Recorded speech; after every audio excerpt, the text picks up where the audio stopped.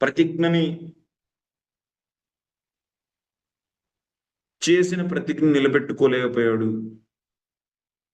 పెద్ద శపథాలు చేస్తూ ఉంటాడు ఈయన. కానీ తనే స్వయంగా దాన్ని అతిక్రమిస్తాడు, నిలబెట్టుకోలేడు అనేటువంటి చెడు పేరు రాని నాకేం సంబంధం లేదు.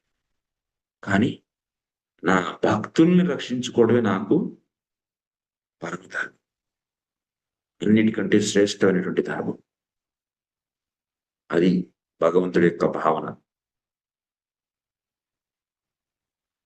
సో తన యొక్క శపథాన్ని రక్షించుకొని, తన యొక్క ప్రతిజ్ఞని భంగపరచకుండా చూసుకొని, ఒకవేళ భక్తులు గనుక కోల్పోయి ఉంటే, ఆ బ్రహ్మాస్త్రాన్ని ఎదిరించకుండా భగవంతుడు తన యొక్క సుదర్శన చక్రంతో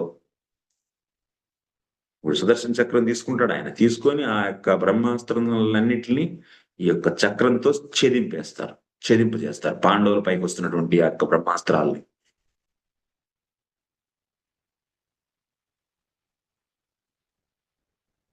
అంటే అస్త్రాన్ని పట్టుకున్నారు ఆయన.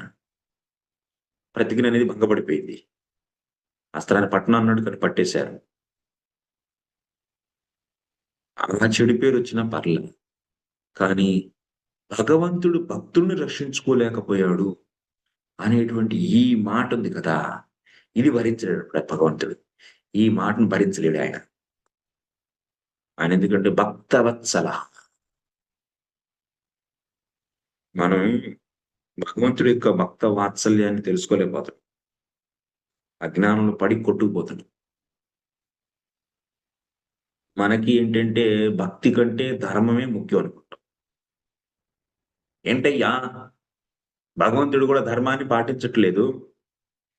శపథాలు చేస్తాడు, ప్రతిజ్ఞలు చేస్తాడు, నిలబెట్టుకోలేడు. అస్త్రాన్ని పట్టను అన్నాడు, వీళ్ళ కోసం అస్త్రాన్ని పట్టాడు. ఏంటంట ఆయన? ఆయన ఒక భగవంతుడేనా?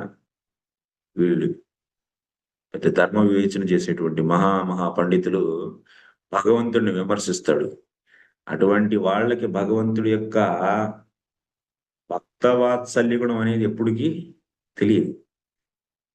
ఎందుకంటే వాళ్ళు భక్తులు కాదు. వాళ్ళ యొక్క హృదయం ధర్మం అనేటువంటి ఆ భావనలతో ఎండిపోయింది, శుష్కించిందనమాట. శుష్కించిపోయింది. భగవంతుడికి పరమ ధర్మం ఏంటంటే తన భక్తుల్ని రక్షించుకోవడమే. కాబట్టి అటువంటి భగవంతుడిని ఆశ్రయించడమే అన్నిటికంటే సరైనది.